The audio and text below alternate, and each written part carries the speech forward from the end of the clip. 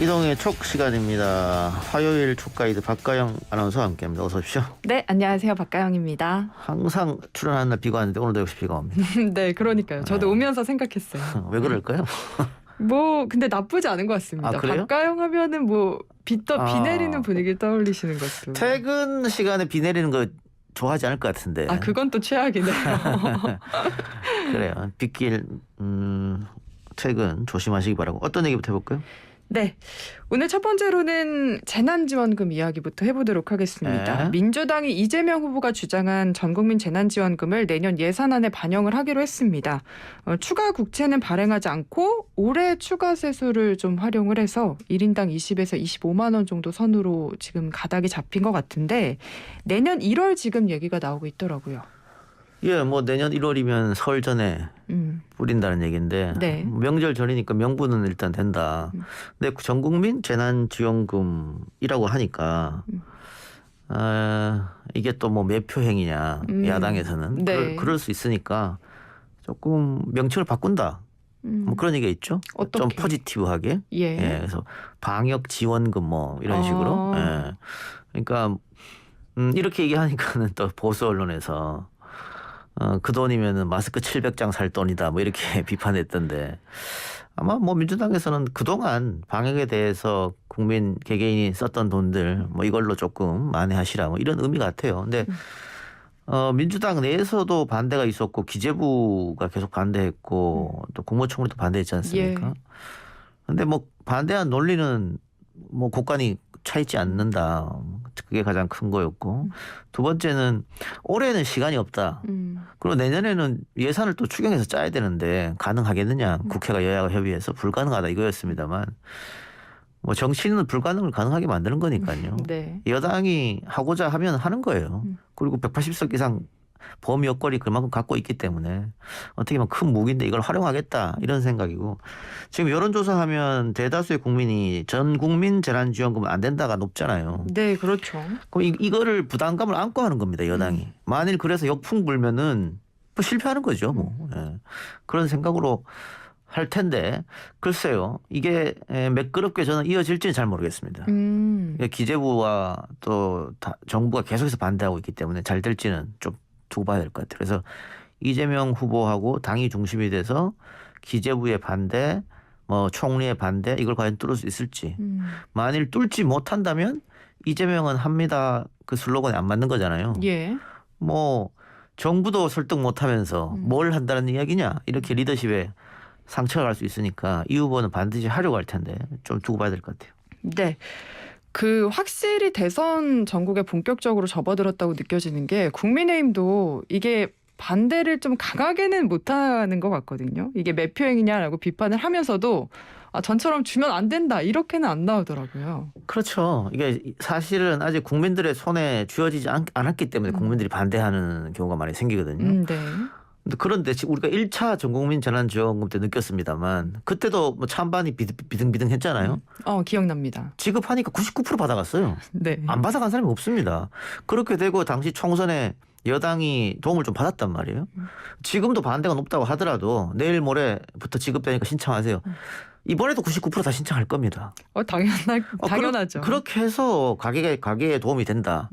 또 이게 지난 1차 재난지원금처럼 3개월 안에 다 쓰는 뭐 그런 바우처 형태로 지급이 된다고 하면 자영업자들이 또 숨통이 틀 거 아니에요. 지금 자영업자들이 정부에 대해서 많은 비판을 하고 있는데 그분들 마음도 돌리고 그러면은 정부 여당 입장에서 나쁠 거 없죠. 그런데 만일 끝까지 야당이 반대한다. 그게 가능할까요? 좀 마지막까지 야당이 반대하기 좀 어렵다고 봐요. 그런 의미에서. 네. 그래서 1차 전국민 재난지원금 때도 뭐 당시 황교안 대표가 100만 원 이야기하기도 하고 그랬었던 거죠. 네. 이재명 후보의 어쨌든 재난지원금에 맞서서 지금 윤석열 후보 같은 경우에는 50조 원 손실보상금 얘기를 꺼냈는데 이게 오늘 아침에 보수지에서도 포퓰리즘이다라는 비난이 나오더라고요. 그러니까 왜냐하면 일단 금액이 너무 커요. 예를 들면 전국민 재난지원금 1인당 모든 국민한테 준다. 그러면 100만 원씩 아이나 어른이나 다 100만 원씩 줘야 50조란 말이죠. 네. 그 정도로 지금 큰 돈인데 이재명 후보가 전국민 재난지원금 뭐 30에서 뭐 50만 원쯤, 뭐 지금 당은 25만 원, 30만 원 얘기했습니다만 그거 줄 때 포퓰리즘이다, 매표행위다 그랬잖아요. 예. 근데 그거보다 훨씬 더 큰 돈을 지급하겠다. 그것도 내가 대통령이 되면. 그렇게 하면은 이게 당연히 보수지에서도 많이 나올 수밖에 없죠. 이게 금액을 조금 줄였으면 어땠을까. 그리고 송영길 대표가 그럼 지금 하자 그랬는데 사실은 지금 이거 한다고 해서 지금 어렵죠. 네. 어렵습니다만 정치적으로 이렇게 공격한 것 같은데 왜 대통령이 되면 주느냐. 지금 할 수도 있는데. 예. 근데 윤석열 후보 입장에서는 만일 지금 그걸 여야가 협의해서 주게 되면 윤석열이 주장해서 된 게 아니고 정부가 준 것처럼 되지 않습니까? 자기 득표에 이득이 안 되겠죠. 그래서 아마 대통령이 되면 이렇게 얘기한 것 같아요. 그리고 이 50조 플러스 이제 손실보상은 국민 여론이 전 국민보다는 손해를 많이 본 사람한테 주는 게 맞다. 이렇게 이제 여론이 나오니까 네. 그러면 손실보상으로 두텁게 지급한다. 이랬던 것 같아요. 손실보상으로 두텁게 지급한다. 그 논리는 맞아요. 그리고 그 논리 가지고 전 국민 재난지원금하고 맞붙어도 싸울 명분이 되고 이길 수도 있을 것 같아요. 다만 이 금액이 너무 크기 때문에 보수 언론에서 비판하지 않았나 싶습니다. 그것도 그렇고 이게 구체적으로 지급을 만약에 하게 된다면 기준을 그렇죠. 가지고도 또 논란이 그렇죠. 되겠죠. 왜냐하면 코로나 상황에서 폐업하신 분들도 있잖아요. 그분들 어떻게 다 찾아서 지급할 것이냐. 뭐 그런 문제까지 다 포함돼야 되니까 또 그동안 이 손실보상에서 제외됐던 분들, 뭐 여행업이라든가 이런 분들. 근데 그런 분들 왜 제외됐냐면 정부가 법률로 장사하지 말라고 하신 분들. 지금 그분들한테만 지급된 거잖아요. 네. 그거하고 상관없는 분들은 지급을 안 했는데 코로나 때문에 그분들도 엄청난 손해를 봤단 말이에요. 그럼 그분들한테도 다 해야 되는데 그럼 어떻게 기준을 세우고 어떻게 선별할 것인가 굉장히 힘들어질 거예요. 그런 것 때문에 아마 이 이야기가 나오고 싶지 않나 싶습니다. 네, 확실히 이 안이 좀 세밀하게 짜여지지 않았다고 느껴지는 부분들이 있는데요. 지금 얘기를 나누다 보니까 김기현 원내대표도 관련해서 이게 당과 충분히 논의됐던 공약은 아니다. 그리고 또 올해 예산안에 편성하기는 당연히 어렵다라고 얘기를 했는데 이게 뭐 당 선대위가 꾸려지면 좀 분위기가 나아질 건지. 그렇죠. 예. 아무래도 이재명 후보는 그래도 행정을 뭐 10년 이상 해봤기 때문에 윤석열 후보는 아직 그런 경험이 좀 미천하잖아요. 네. 그러다 보니까 50조 얘기를 꺼낸 것 같은데 당이 이 중심지에서 꾸려지면 좀 달라지겠죠. 그리고 국민의힘도 후보가 그 경험이 좀 미숙하기 때문에 그동안 말실수가 많았지 않습니까? 네. 그게 본선 후보가 됐다고 해서 하루아침에 사라질까요? 아니죠. 그러면 후보가 실수한 것은 당에서 끌어안아야 됩니다. 사실은 후보가 실수한 게 아니고 우리가 실수한 거라고. 그 후보는 좋은 일만 있게끔 자꾸 띄워주는 역할을 해야 되는 거거든요. 근데 이번에 또 이렇게 선거 버렸잖아요. 네. 그건 저는 좋지 않다고 봐요. 알겠습니다. 지지율 얘기도 좀 해봐야 될 것 같은데요. 어쨌든 이제 국민의힘 경선이 끝나고 윤석열 후보가 최종적으로 후보로 선정이 되면서 좀 컨벤션 효과를 누렸다라는 이야기들이 나오고 있습니다. 지금 최대 많게는 이재명 후보와 격차가 10% 정도 나는 설문조사 결과도 있던데 이 부분은 좀 어떻게 보고 계신가요? 이번 주까지는 아마 이런 현상이 일어날 거고요. 이르면 다음 주, 늦어도 다다음 주쯤 되면은 격차가 상당히 좁혀지고 누가 앞서거나 뒤서거나 할지 모를 정도로 다시 격전으로 흘러갈 겁니다. 지금 박가영 아나운서 이야기대로 지금 국민의힘 경선이 끝난 지 얼마 안 됐기 때문에 네. 컨벤션 효과 플러스 보수가 과표집된 상황이거든요. 그러니까 여론조사 응답할 때 보수가 더 많이 응답합니다. 그리고 저 중도입니다라고 하는 사람도 중도 진보가 있고 중도 보수가 있잖아요. 중도 보수가 훨씬 많이 응답을 해요. 근데 이거를 여론조사 회사에서 정확하게 나누려면 응답 안 하는 분들한테 계속 전화를 해서 돌려야 되는데 우리는 림가중이라고 그 전에 응답했던 사람들 곧 프로테이지를 그대로 올리거든요. 네. 예를 들어서 20대 남성하고 뭐 30대 여성하고 이렇게 나눠서 비슷하게 가야 되는데 전화를 돌리다 보면 20대 남성이 응답을 전혀 안 했다. 네. 그러면 받을 때까지 해야 되잖아요. 그렇죠. 원래는. 그런데 그렇죠. 우리 여론조사가 그 정도 할 정도의 시간과 돈이 없어요. 뭐 1,000명에 뭐 몇백만 원 받고 의뢰받아서 하는 거기 때문에. 그러다 보니까 앞에서 했던 거 그대로 퍼센트테이지 올려버리거든요. 그럼 정확하기가 좀 어렵죠. 그래서 각 여론조사마다 이재명이 이기는 것도 있고 네. 윤석열이 이기는 것도 있고 어떤 것은 윤석열이 엄청 앞서는 것도 있고 뭐 그런 게 나오는 게 아니 같은 여론조사하고 비슷한 시기에 전국에 비슷하게 보통 한 1,000명 정도 하니까 그렇게 응답 뭐 응답률 한 5에서 한 7% 그렇게 나오는데 왜 이렇게 차이가 나지? 그건 바로 그런 차이 때문에 그런 겁니다. 네, 지금 여러 가지 뭐 오류가 있는 부분들 얘기를 해주셨는데 말씀하신 내용 중에 보수가 좀 응답을 많이 열심히 해서 과다 표집됐을 것이다라는 얘기도 하셨잖아요. 근데 이거를 국민의힘 이준석 대표가 또 얘기를 했더라고요. 이건 뭐 정치 조금 알거나 이 선거라든가 여론조사 조금 알면 다 아는 이야기니까 이게 경선이 끝난 지 얼마 안 됐지 않습니까? 네. 얼마 안 됐고 또 홍준표, 윤석열로 시끄러웠고 뭐 이런 것들이 우리가 무풀보다 악풀이 좋다고 시끄러우면은 오히려 좋거든요. 집중된 효과가 있으니까. 그러다 보니까 여론조사 보면 보수들이 적극적으로 응답할 수밖에 없고 국민의힘 경선을 전후로 해서 이재명 후보 지지율이 좀 빠졌거든요. 네. 그러다 보니까 민주당 지지층, 진보층은 대답을 적극적으로 안 하는 경우가 생기는 거죠. 근데 이거를 송영길 대표가 얘기를 하면 이해가 되는데 네. 왜 굳이 이준석 대표가 말했을까? 이 부분이 궁금합니다. 지금 민주당하고는 달리 국민의힘에서는 후보가 당선이 되면 모든 게 후보 중심으로 갑니다. 당대표는 뒤로 빠질 수밖에 없어요. 당연히 그렇게 돼 있습니다. 네. 민주당은 투톱 체제잖아요. 당대표와 또 후보가. 그런데 국민의힘은 그게 아니고 후보 중심으로 되다 보니까 이 대표는 굉장히 소외당할 확률이 상당히 높아요. 네. 저는 적당한 견제구를 던지는 게 아닌가 그런 생각도 듭니다. 네. 그리고 이번에 또 한 번 이 대표가 또 이야기한 게 본인이 SNS에 썼죠. 네. 그 선대위원장 자리를 이렇게 함부로 막 날리고 임명장 수백만 임명장, 장. 비판했지 않습니까? 네. 그것도 저는 일종의 견제구라고 봅니다. 이게 선대위 구성을 놓고도 지금 약간 그러면 기싸움이 있는 것 같습니다. 이런 가운데 청와대 국민청원에 이제 이준석 대표의 스마트폰을 뺏어달라라는 청원이 올라와서 또 눈길을 끌었습니다. 요거는 지금 약간 내부의 그런 줄다리기를 좀 반영을 한 거라고 봐야 될까요? SNS 하지 말라 이 얘기인가요? 그렇죠. 네. 근데 이거는 이재명 후보도 계속해서 들었던 이야기인데 예. 이 후보는 이제 후보가 됐으니까 SNS를 직접 하지 않을 거 아니에요. 그러니까 최종적으로 본인이 검토는 하겠지만 보통 이제 전문적으로 쓰는 사람이 있죠. 그래서 마지막으로 검토해서 후보에 오케이 받으면 올리는 건데 이 대표는 본인이 직접 쓰니까 네. 그러다 보면은 좀 논란거리가 생길 수밖에 없어요. 그것도 자주 하잖아요. SNS로 그렇죠. 통해서. 그러다 보니까 이런 차원까지 올라온 것 같은데 이 국민의힘이 이준석을 대표로 올렸을 때 그만한 이유가 있는 것이고 그렇기 때문에 저는 이 대표가 원래 하는 스타일로 하는 게 맞다고 봅니다. 근데 이게 지금 약간 내부 총질, 속된 말로 총질을 자꾸 대표가 하는 게 아니냐라는 비판에서 나오는 것 같아요. 근데 이 대표도 사실은 이 정치권에 들어와서 지금 10년 넘었거든요. 네. 윤석열 후보는 3개월밖에 안 됐잖아요. 전 정부적 판단은 이 대표가 훨씬 낫다고 보거든요. 게다가 이 대표 때문에 지금 민주당 지지하다가 국민의힘으로 넘어왔던 그 많은 2030 네. 그 표가 지금 좀 붕 떠 있는 상태입니다. 홍준표 후보가 탈락하면서. 그래서 민주당이 지금 선제적으로 가상자산 뭐 1년 유예 5천만 원 이상 뭐 어떠고 저쩌고 이렇게 지금 얘기하는 거고 또 이재명 후보 본인이 보수의 젊은 사람들이 왜 홍준표를 지지했는지 그 이유 한번 다 읽어봐라. 네. 이렇게 한 거 아니에요. 그러니까 페미니즘 얘기를 사실은 민주당에서 먼저 꺼내기가 어렵거든요. 네.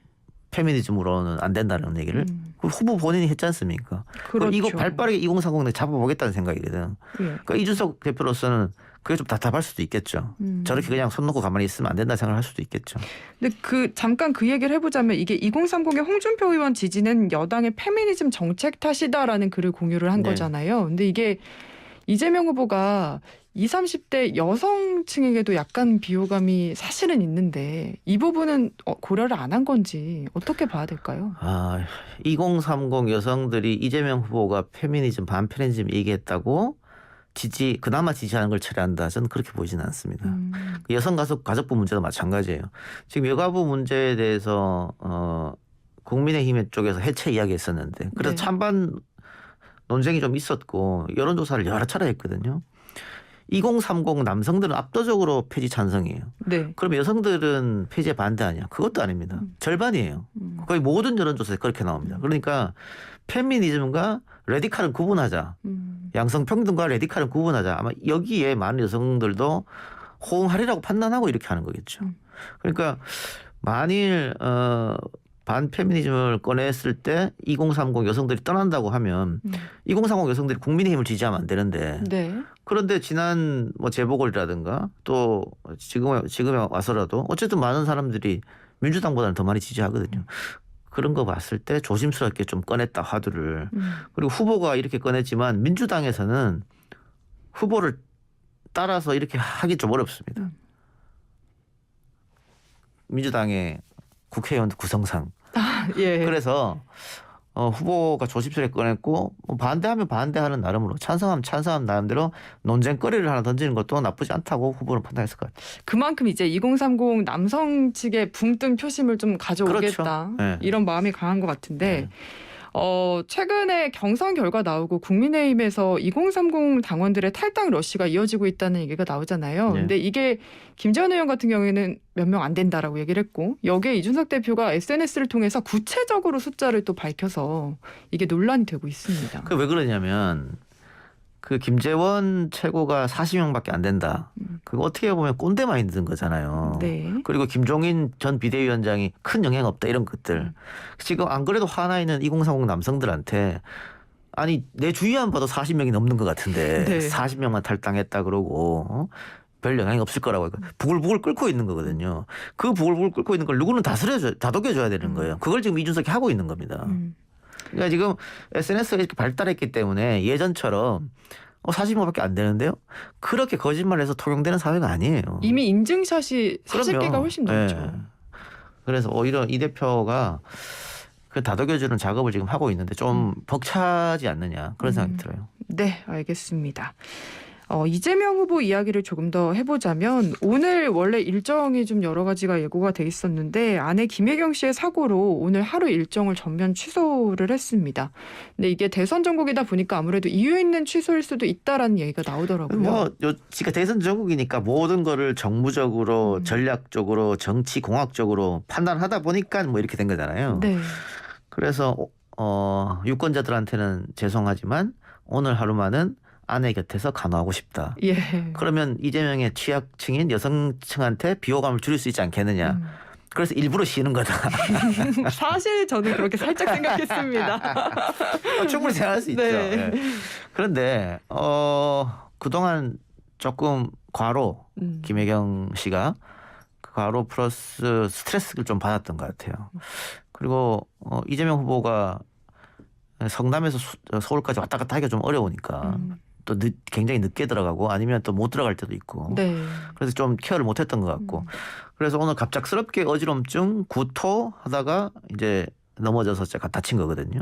예. 그러다 보니까 좀 미안한 감도 있고 또 최근에 일부 또 언론에서 그 유동규 씨랑 마지막 통화한 게 김혜경 아니냐 뭐 그런 이야기까지 했는데 뭐 그런 것들 사실 확인되지 않은 가짜 뉴스인데 그런 것들에 스트레스 좀 받았을 테고 본인이 후보 입장으로서는 미안하겠죠 뭐. 그래서 오늘 하루는 있어야겠다 옆에서. 박가영 씨 말처럼 전략적인 면이 좀 있지 않았겠나라는 생각도 들긴 합니다. 예. 네. 확실히 처음에 딱 이야기를 봤을 때 그래도 뭔가 가정적인 면모가 엿보이는 것도 있어서 그런 정무적인 판단도 있지 않을까 생각을 해봤었고요. 아니 그래서 오늘 인터넷에서 그런 얘기가 있었어요. 사실 오늘 일정 중에 하나가 여성의 모임, 여성의 날 행사 네. 뭐 그런 거였지 않습니까? 거기서 윤석열 후보와 원래 만날 네. 예정이었죠. 그런데 그 페미니즘 얘기를 어제 해놓고는 오늘 거기 간다? 그래서 뭐 취소했다. 이런 얘기까지 나올 정도입니다. 예. 네. 뭐 확실한 거는 이재명 후보 본인만 알겠죠. 네, 확실히 이제 본선 주자들이다 보니까 행보 하나하나가 주목을 받고 있는데 최근에 이재명 후보가 현장에서 백브리핑을 하지 않기로 했다고 하고 윤석열 후보도 말실수가 정말 논란이 많이 됐잖아요. 예. 그러다 보니까 공식 석상에서 좀 준비된 원고를 읽어 내려가는 모습들을 많이 보이던데 이제 조심을 하고 있다라고 봐야 될 것 같습니다. 양 후보 모두 조심하고 있다고 생각하고요. 네. 두 사람 다 그동안 뭐 말실수로 시끄러웠으니까. 그리고 기자들도 그 후보 대변인이 왜 있습니까? 네. 그 웬만한 거는 대변인들한테 듣는 게 맞는 것 같아요. 백브리핑 할 때는. 네. 그러니까 직접적으로 뭐 공식 석상에서 질문하고 답하는 거는 맞지만 백브리핑은 그렇게 대변인한테 하는 게 맞지 않느냐 그런 생각이 듭니다. 오늘 이동영의 촉은 여기까지 하겠습니다. 지금까지 박가영 아나운서였습니다. 수고하셨습니다. 네, 감사합니다.